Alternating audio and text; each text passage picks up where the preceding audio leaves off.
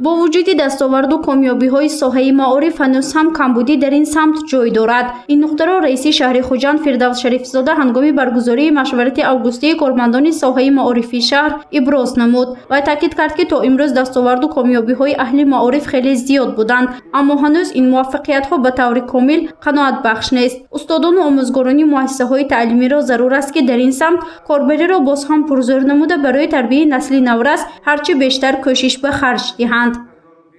баланд бардоштани сатҳу сифати дониш дар муассисаҳои таълимӣ яке аз ҳадафҳои асосии ҳукумати Тоҷикистон ва вазорати маориф ва илм маҳсуб мешавад ва барои расидан ба ин мақсад дар муассисаҳои таълимии шаҳри Хуҷанд шароити мусоиди таълиму тарбия фароҳам оварда шудааст. дар муассисаҳои таълимии шаҳр пешрафти хонандагони лоиҳақатманд зери назорати махсус қарор дода шудааст.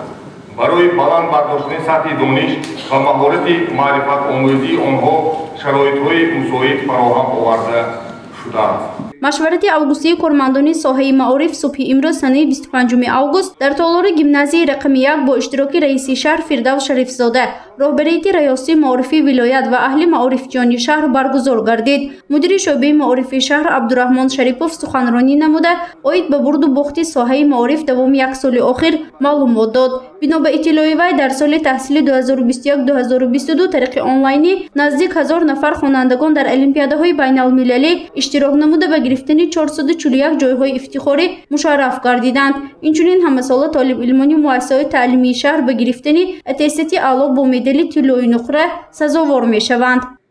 راهبران مؤسسه‌های تعلیمی را ضرور است که به مسائل بلند برداشتن سطح دانش و کسبیت آموزگاران در همه زمینه‌های تحصیلات و خصوص آموزگاران مؤسسه‌های تحصیلات ابتدایی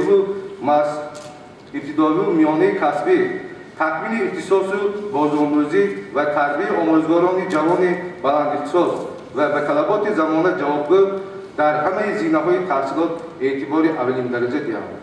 سال تحصیلی 2021-2022 دو نفر خوانندگان لیسه فیزیکی متماتیکی رقم 1 به نام اکادمیک محمد آسیمی مؤسسه را با اتستات اعلی و مدال طلا ختم نمودند.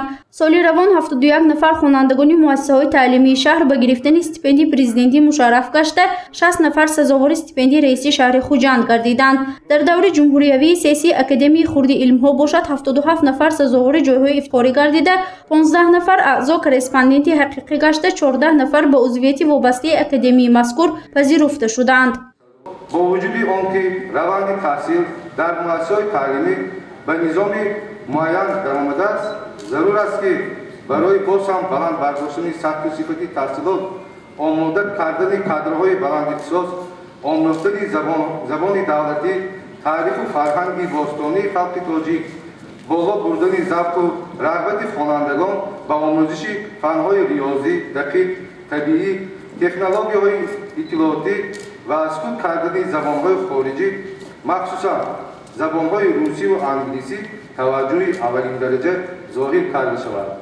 اطلاع داده شد که حالا در شهر خوجند 50 مکتب از جمله 27 مؤسسه تحصیلات میانه عمومی، 2 لیسه، 4 گیمنازیا، 15 مکتب خصوصی، 1 مکتب اینترنت دولتی برای کودکان امکاناتشان محدود شهر خوجند، 1 کمپلکس کودکستان مکتبی مخصوص برای کودکان قوی بصیرتشان سست و نابینا و مرکز تحصیلاتی علاوه‌ای فعالیت می‌نماید. شماره عمومی خوانندگان 44793 نفر بوده، با آنها 2525 نفر آموزگاران تعلیم و تربیت می‌دهند. در 47 مؤسسه‌های تحصیلاتی تا مکتبی شهر خوجند باشد 468 نفر مربیان کار و فعالیت می‌کنند. در جنبسته مشورتی اوگوستی به یک قطار فعالان و پیشقدمان و سابقه‌داران ساحه معارف تحفه و افتخارنامه و سپاسنامه‌ها تقدیم کرده شد.